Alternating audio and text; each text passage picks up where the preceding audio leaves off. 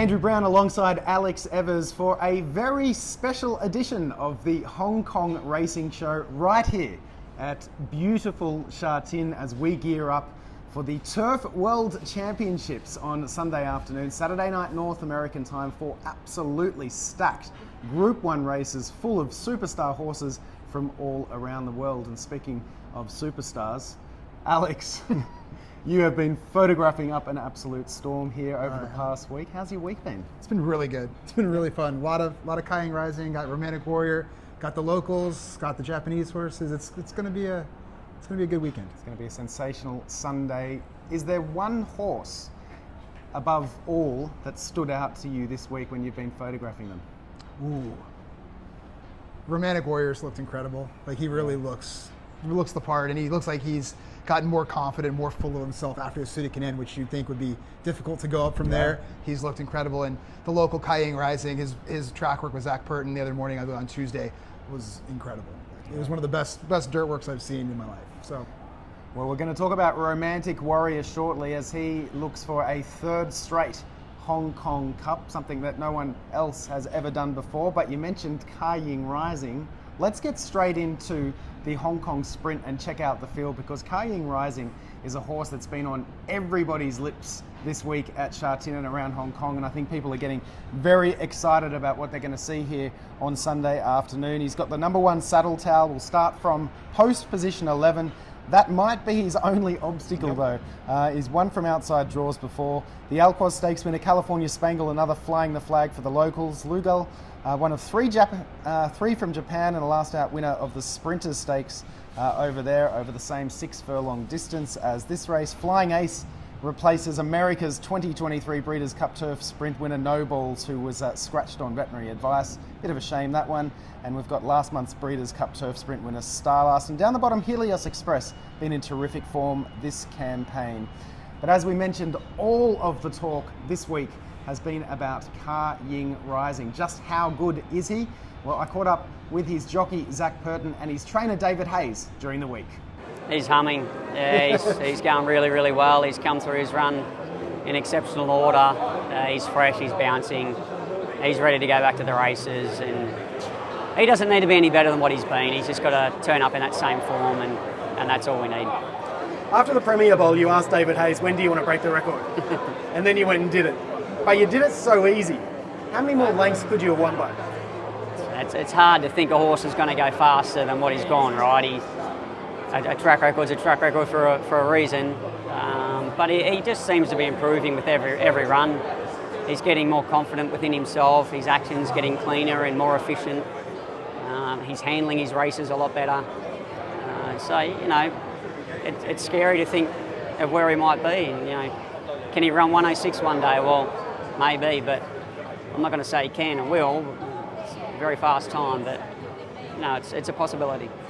You've been in this game for a long time. You just said the word scary then, and I think you've said it before, just how scary good he has become. But are even you surprised with just how quickly he's progressed this year? Yeah, for sure. I was hopeful that he was going to be a nice Group 1 horse or be able to get himself into the Group 1 races, but he's got there quicker than what we thought he was going to, and in more impressive fashion. So at the moment, we're sort of still a little bit blown away by what he's doing, and we're just looking forward to Sunday and looking forward to what might lie ahead. He's done freakish things in a short time. He breaks track records with ease and has gone through the ratings so easily.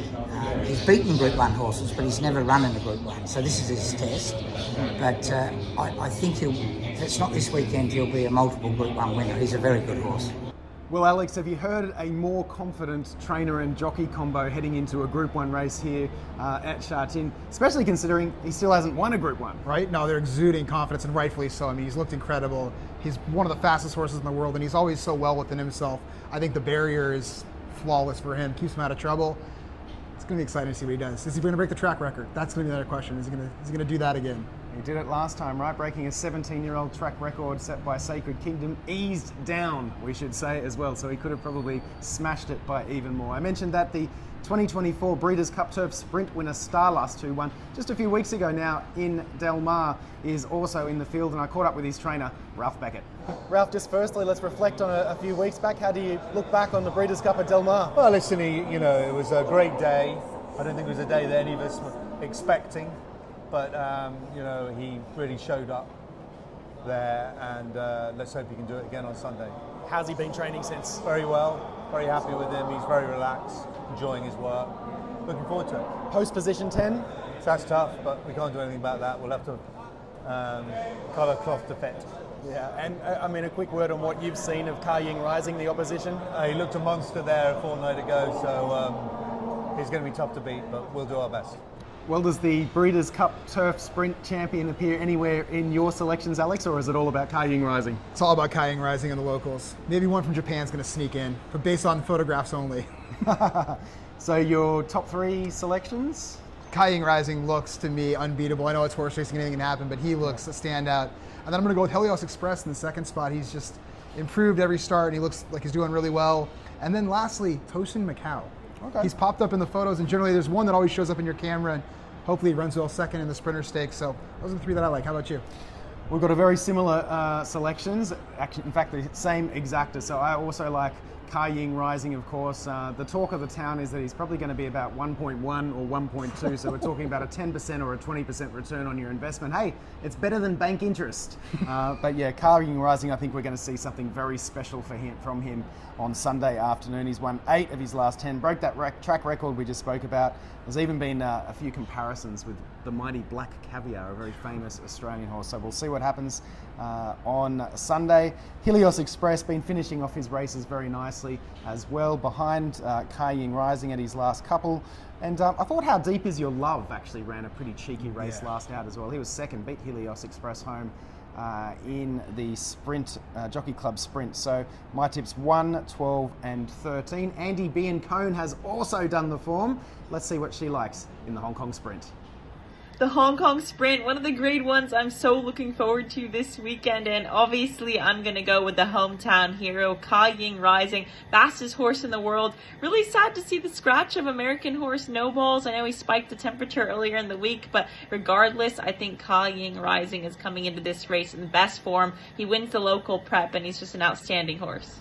So Andy making it a clean sweep for YING Rising. One horse we didn't mention was Recommendation, one of 3 horses representing Australia here at the World Turf Championships on Sunday. And I caught up with Australian racing media personality Michael Felgate to talk about Recommendation and Australia's other 2 hopes. Well, it's not just the world's best trainers, jockeys and horses here in Hong Kong.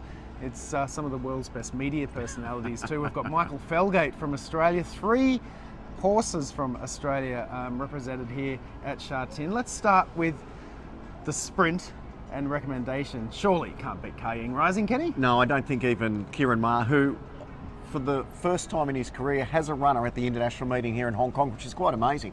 He is the number 1 trainer that we've got in Victoria. Him and Chris Waller fight out the premierships each and every year. And look, he's a good horse, Recommendation, at home. He's not a Group 1 horse, and this is a Group 1 international sprint. I think if he runs a place, it'll be a PB for him in that race. He can't beat YING Rising.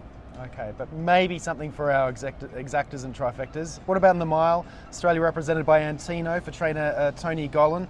Proven to be one of the best milers in Australia. Sneaky chance in an open field? Oh, I think he's better than a sneaky chance. Right. I think he's a winning chance. He is one of the best milers we've got in the country, and he's really come to his fore in the Spring Carnival. He won the Toorak handicap, and for those who want to follow Australian racing back home in America, you talk about our jockeys, Blake Shin, go and have a look at his ride in the Toorak handicap 2 starts ago. It was one of the best rides you'll ever see anywhere around the world, and then he ran very, very admirably in the Champions Mile in one of the strongest mile races we've ever had in Australia. The little quirk he has is that he can miss the start. He can be a little bit tardy away, so he'll want to improve his barrier manners at the jump. But I think if he does, and he's within touch coming to the home turn, he's a definite top 3 hope. Right. Plenty of people in America watch the Caulfield Cup and the Melbourne Cup, and they'll be familiar with your Vase Hope Without a Fight, the winner of those 2 races from 2023, but had a bit of time off, has come back and had 1 run since. Do you think he's ready and up to the field here in the Vase? Yeah, and so does the camp. Sam Friedman and his dad Anthony, they're one of the best trainers we've got. And Mark Zara, we know he's a world-class champion jockey.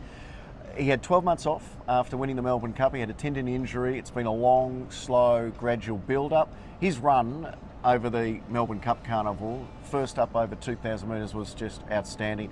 He's improved a hell of a lot since he's arrived here, is the word out of the camp. And 2,400 metres, this is a world-class horse. I think he's the favourite, and deservedly so. All right, well, let me hold your feet to the fire, Michael. 3 runners from Australia. Probably not going to go with recommendation, but if you leave here on Sunday flying the Aussie flag with 1 win, which horse is it going to be? Oh, without a fight. And if Antino runs top 3, it's happy days for Australia. Alex Michael sounding a little bullish there about without a fight, who of course won the 2023 Caulfield and Melbourne Cup, which is something that's pretty hard to do as well.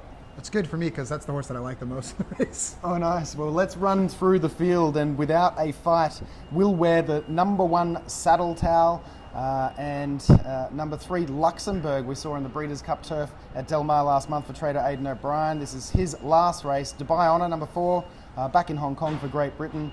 Marcosat, trained by Andre Farb, who trained the winner of this race last year. Junko, ultra consistent, rarely runs a bad race. Was a little lucky last out. And number 13, Stellenbosch, a 3-year-old Japanese filly with João Moreira booked, is sure to attract plenty of attention. And speaking of Stellenbosch, I caught up with Japanese racing expert Toshi Onikubo to find out more about her chances and some of the chances of the other Japanese runners here on Sunday. Well, Toshi, Stellenbosch is attracting a lot of attention for the Vase. Why does she deserve to be favourite? I mean, she's highly consistent 3 years of filly, who won the Guineas in Japan, Oka Show, over a mile. But she placed in the Oaks as well, which is 1.5 miles. And in the Oka Show, the Guineas, João Moreira was on her, and then this time around, Joe is back on board. Yeah, she should have a good chance. Nice. And in the mile, there's been also a lot of buzz around Janta Manta here at Sha Tin this week. Why such a big threat in the Hong Kong mile?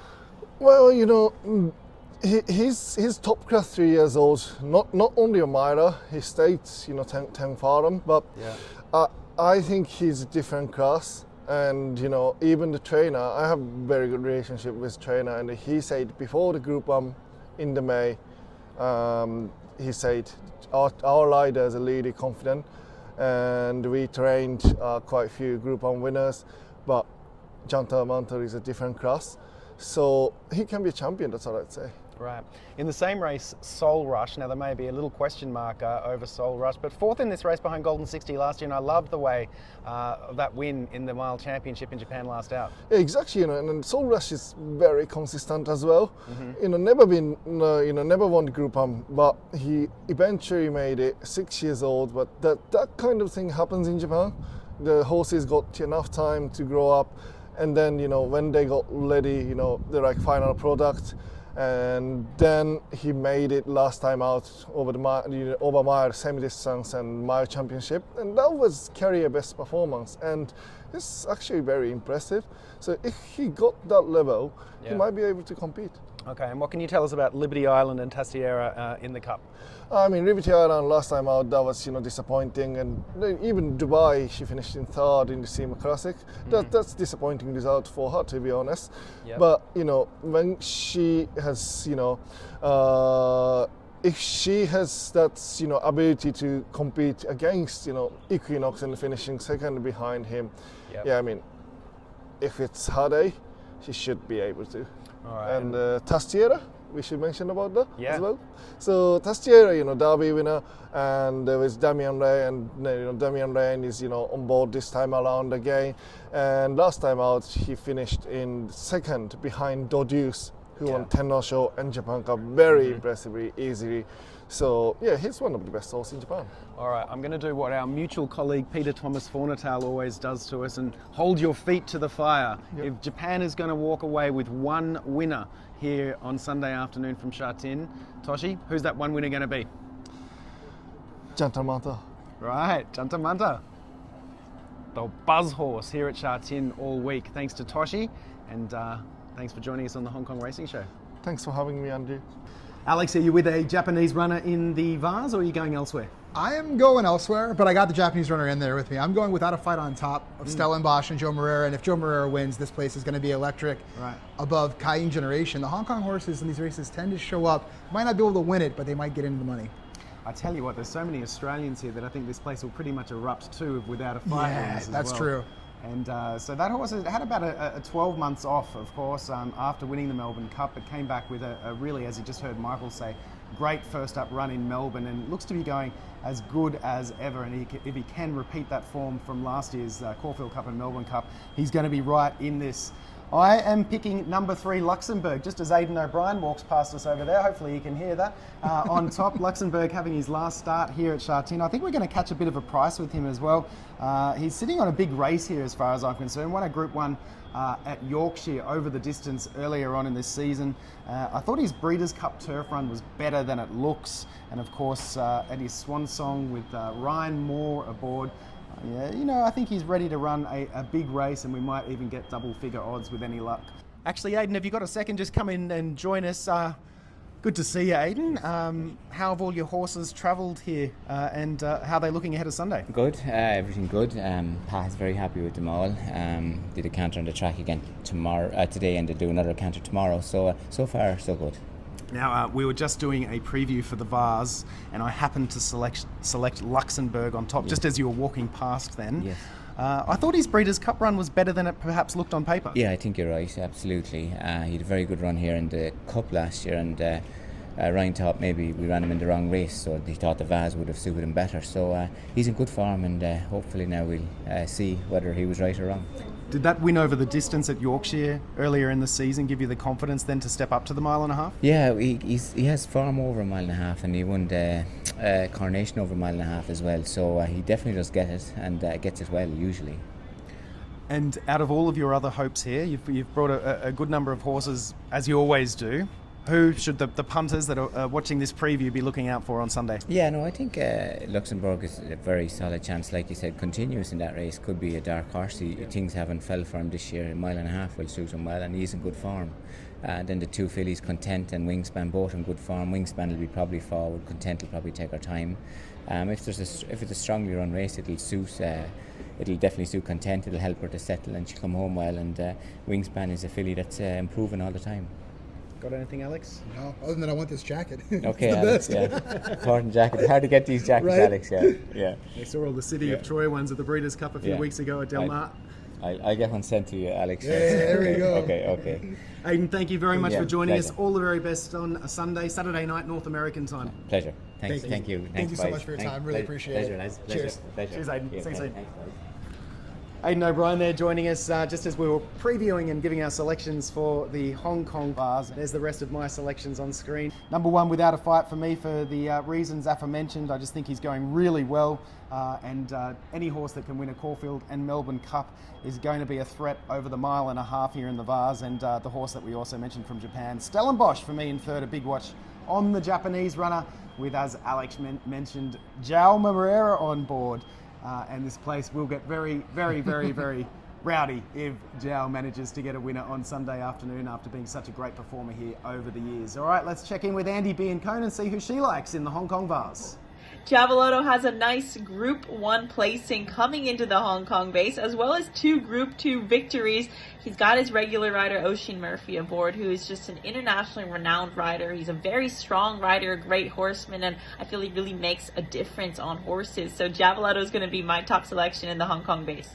We move on to the Hong Kong Mile, one of the more open of the 4 Group 1s on Sunday afternoon. Japan represented by a couple of live chances. Soul Rush, a last out winner of the Mile Championship. Number 2, Voyage Bubble, won the Jockey Club Mile last out and was second in this race last year. One of the Australian horses Michael just mentioned, Antino, second in the VRC Champions Mile in Melbourne last out to a very good Aussie horse called Mr. Brightside, who's trained by David Hayes' sons. A lot of local faces here that are very familiar to us. Chang Cheng Glory, the Pride of Iowa, and some strong international hopes down the bottom, including Janta Manta from Japan and Lazat from France. Let's hear from French racing expert Katherine Ford about the chances of Lazat on the weekend, and a couple of other French runners as well. Well, Katherine, Lazat in the mile seems to be the best of the chances according to odds makers. Do you agree? I do think that Lazat has a good chance in the mile for trainer Jérôme Régnier. He's a trainer we're going to be hearing a lot about, I think, in future years on the international racing scene. He's already had a winner at the top level internationally with Factor Cheval in Dubai, and then you saw him in Australia, running a really brave second in the Golden Eagle. I mean, that plan had been established right back in the springtime by Jérôme Régnier, who also had Hong Kong at the back of his mind at that time. And I was speaking to Jérôme yesterday. He's really happy with how the horse has kind of come out of Australia. He said that maybe, there were a few things that just didn't quite go his way that day, and he also thinks that the break between the Maurice Guest, which was his previous race back in August in Deauville, and the Golden Eagle, there was quite a long break between them with the whole quarantine and the travel. He hadn't been able to train him maybe quite as he liked, and he thought that the lack of a race might have just told on that narrow defeat. But he's really happy with how he is. He has slight concern about the mile distance, but a really, really high-class horse. He was a 6-time winner, 6 on the trot in France, so a nice horse, and I think he's got a good chance with Christian Demuro. All right, and the French obviously have a terrific record here at Sha Tin too, so maybe the odds makers and yourself are onto one there with Lazat coming out of the Golden Eagle, probably the first horse to do that and come to Sha Tin. And also in the Vase, France represented by a couple of horses there. Which way would you be leaning, Marquesat?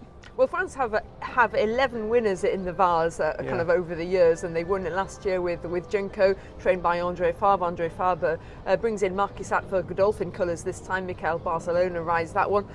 He's got some up and down form. I remember seeing him winning at Longchamp kind of about 14 months ago, and I thought this horse looks like he's going to have a profile of a really top international traveller. That hasn't totally transpired, but he does have some good form, notably just being beaten, not by far, by Junko in the Grand Prix de Chantilly, a Group 2 over the mile and a half in Chantilly back in the summer in France. He was disappointing last time in Germany, but on soft ground he got a big bump at the start. You can be forgiven for that. So he's got a chance. You've always got to respect André Fabre, 3 wins in the Vase. But the horse that I like, and I think that's going very much under the radar on the international scene, is Iracine. Real rags to riches story. We love this kind of story, ridden here on the track by his trainer Jean-Pierre Gauvin. He went to Japan last year. I think that was very much a learning curve, and the horse, they're so happy with how the horse is training. The fast ground is a question mark for him, but he looks as good as he's ever been, and on his best form he will have a chance. He's he's an each way tip for me. Okay, but confirming if France is going to walk away here with 1 win on Sunday, is it Lazat? I think the best chance for France this weekend is definitely Lazat in the mile for Jérôme Régnier. So Katherine quite keen on the chances of Lazat there, and as I mentioned, a lot of local faces, very familiar faces to us here in this particular race. I caught up with a lot of the connections. Let's hear from some of them, starting with Carice Seaton, the jockey of the Pride of Iowa, Chang Chang Glory. He's so honest, isn't he? Yeah, I thought last time, after he ran last time, I thought it was a big run. I thought he could have won if he got out earlier. Right. That was my opinion on the horse. I galloped him yesterday, and he galloped really well. And I'm just very happy with the horse. I think he's going to be a big runner on the weekend. All right, Vincent, no Golden 60 this year, but you've still got a terrific opportunity with Galaxy Patch in the mile. How's he been feeling in the mornings? Yeah, he has been very well. One of the best feeling since I've won him from last season.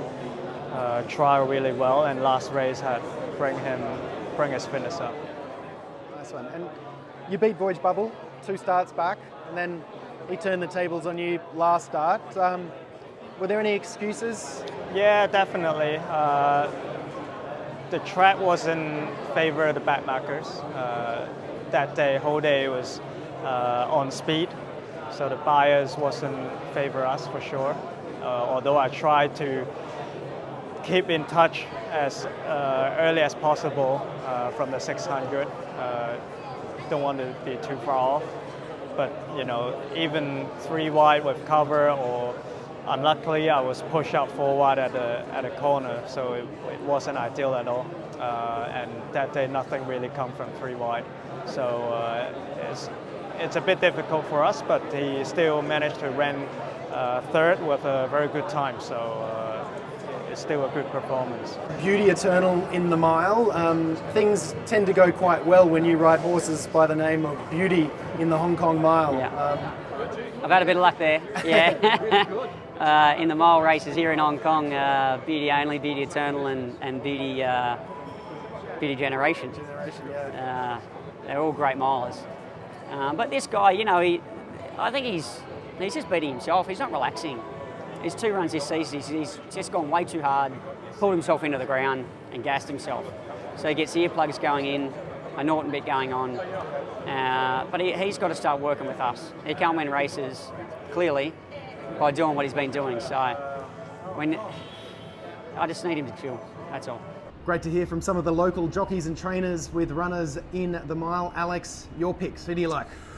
I've said Galaxy Patch is the best miler in Hong Kong since back in we started this show. I'm not going to change off one run where he got a little bit hung wide. I'm going to go with Galaxy Patch, although Voyage Bubble, to me, won the draw. It looks like he's going to set a perfect trip with J-Mac. He's going to be really tough to beat. I got him in second place. And then I got the Manitar, Jantar Mantar, kind of the buzz horse around here. He's looked really well. A 3-year-old progressive type. I think he's going to get in there and run a big race. Well, I'm going to go with the Japanese runner here, Soul Rush, who I've had a bit of a crush on Soul Rush for whatever reason. I thought, ran really well last year, was 4th in this race behind Golden 60. Voyage Bubble, we should mention, was 2nd in this race behind Golden 60 last year. I think that he's going better this year. He was 3rd behind Romantic Warrior. You were there in Japan in the Yasuda Keenan. I thought that was a good run. And then finally, after I think about his 3rd or 4th attempt last out, won the Grade 1 Mile Championship in Japan. It was a big run. He's as honest as the day is young. Looks set for a big race here. So Soul Rush for me. Love Galaxy Patch as well. I'm with you there. I think he can turn the tables on Voyage Bubble. Whether that will be good enough to win, I'm not sure, but I've got him in for 2nd. Thought he was unlucky last time in the Jockey Club Mile. There's a few excuses. He'll appreciate a faster tempo here as well. This has been his target all along, and he's fit and ready to roll. And how could I not include the pride of Iowa, Chang Chang Glory? He's going to sit a trip too. I think he's going to get a good run, and I think Voyage Bubble is probably going to follow him. And we'll see who's the best at the head of the stretch. Yeah, and we can't cheer on No Balls. Obviously, No Balls was scratched, but at least we can cheer on Chang Chang Glory, the Iowa bred in the mile. Jeez. More spirit. Imagine that. It's not a more spirit winning a Grade 1 here in Hong Kong. It'd be crazy. I hope you're tuning in. If you're watching this from Iowa, I hope you'll be tuning into the race at about, probably 2 a.m. your time on Saturday night, early hours of Sunday morning. All right, you've got our picks there for the Hong Kong Mile, but let's hear from Andie Biancone and see who she likes. I am so excited for the Hong Kong Mile. Voyage Bubble is my top selection all day. He was my pick last time out after a brutal trip in the Sha Tin Trophy handicap, but last time in the Jockey Club Mile, he absolutely smoked the field, and I think he's going to do the same thing. I'm really going for horses who have done well in their local preps, and Voyage Bubble makes all the sense in the world to me. So Andy keen on Voyage Bubble there in the Hong Kong Mile. Time to look at the final Group 1 of the day, the Hong Kong Cup, where Romantic Warrior is looking to make it 3 straight and become the first horse in history to do so. Looking at the field, Romantic Warrior couldn't have looked more impressive off the bench in the Jockey Club last out, winning ease down. A big international contingent here, including some strong chances from Japan in Tastiera and Liberty Island. And Aidan O'Brien has a 2-pronged attack with Content and Wingspan. But the big story of this race is, of course, Romantic Warrior. And let's hear from his jockey, James McDonald. He's in superb form, and he's going to be awfully hard to beat. He's probably peaking up better than he did last year for the same race, so we're looking forward to Sunday, and bit of luck, we get a nice barrier and make things a bit easier. We see a lot of horses that, a Black Caviar who's just obviously fast, or a Frankel who's just obviously better. I look at this horse and think, A, he seems to respond to what you want him to do in a race, and B, he seems to know what he's doing. Well, he's the most push-button horse you've had much to do with in terms of, I think the closest would probably get to him was Animo, and he was a phenomenal horse, 9-time Group 1 winner, and this horse is trending the right way, but he's just the perfect racehorse. He's got gate speed, sustained speed. Doesn't matter whether it's wet, dry, fast tempo, slow tempo. He's pretty much unflappable over the mile and a quarter. And look, it's going to be no easy task. Obviously, the Japanese are coming here in strong force, and so we need the right run. But he's the right horse to do it on round. Alex, you can tell when James is talking about Romantic Warrior that this horse just means so much to him, doesn't it? Yeah, it's incredible, and the relationship that they have together, it's unlike anything else. And I think he's going to put on a show. I think his form and his condition, he's coming into this race better than last year, where he had the Australia trip and he had all those hard races. He's coming in at peak form now, and I think we expect to see more of that first run where he had the 159 for the 2,000 meters. I think we're going to see him put on a real show for us. Yeah, I tend to agree. It was just such an incredible season last year for Romantic Warrior. 5 straight Group 1s in 3 different countries, starting in Australia, ending in Japan with the Yisadakina. But as you say, he's had some time back home now. He's relaxed. He looks as good as ever here in the mornings. You've taken some beautiful shots. Is this as good as you've seen him? This is the best I've seen him physically. Like, he looks just absolutely incredible. In his track work the other morning, he was phenomenal. It's going to take an absolute crazy performance. I think maybe the only thing that can get this horse beat is if everyone bullies him and gangs up on him and keeps him pinned in on the rail. And even that, I don't know if it's enough to beat him. Yeah, right. So it sounds like your selections, you've got Romantic Warrior on top? I got Romantic Warrior on top. Underneath, Liberty Island, to me, this week, she's looked incredible. In Dubai, she was a little unsettled, kind of nervous. She never really settled in. And since Sunday morning here, I've seen her every day. And she's gotten better, more confident, very happy, well within herself. I think she's going to run a huge race. Is it good enough to beat Romantic Warrior at her best? Probably not. So I got her in for second. I like it. Yeah, Romantic Warrior for me on top as well. The horse looks like it's unflappable really at the moment. Just push button, gets herself in the right spot, and is a real racehorse as well. So I think the local crowd here is going to erupt as well when Romantic Warrior takes the lead down the stretch and makes it 3 straight Hong Kong Cups. Absolute superstar. I like Tastiera for second. Looks good and looks to be back in good form, I should say. Ran second to Do Juice in his seasonal return. Of course, then Do Juice went on to win the Japan Cup a couple of weeks ago. And I don't know why, but Straight Aaron, I've got him in for 30. Just always seems to run a big race. It doesn't matter who he's running against, whether it's, Group 3 company or Group 1 company. He just gives his all always at big odds, so he could inject some value into the trifecta. It's a horse that Andie Biancone has liked in the past as well. So let's see if Straight Aaron makes her top 3 in the Hong Kong Cup. The cherry on top of an incredible night of racing, the Hong Kong Cup, and do I really have to tell you who my selection is going to be? Romantic Warrior all day. One of the greatest horses in the world. So honest, the local champion. I'm Romantic Warrior all the way. Well, Alex, that wraps up our preview of the 4 massive Group 1s here. It's going to be a huge weekend of racing at Sha Tin. Hope you're tuning in to all the action. What can we expect from a crowd perspective here at Sha Tin on the weekend? You've been to a few of these now. You've been a few of them, and it's going to be a crazy crowd. It's going to be a lot of noise. And if local favorites, like if Romantic Warrior, when he hits the front, you're going to hear a roar like you've never heard before. It's going to be awesome. And I expect we'll probably hear a bit of a roar with YING rising as well in the sprint. Yeah, I think he's going to be the one that he's going to start building a lot of fans, and it's really going to start here with this first Grade 1, and then the sky's the limit with that horse. I asked Zach Purton the other night. He actually won a Hong Kong sprint on a horse called Aero Velocity twice, and the second time as an 8-year-old. I said, if YING Rising is lining up in a Hong Kong sprint as an 8-year-old in another 4 or 5 years' time, are you going to be on his back? He thought about it for a little while and said, well, if he's going that well, he's had a good career, and I'm going to be there for every single ride.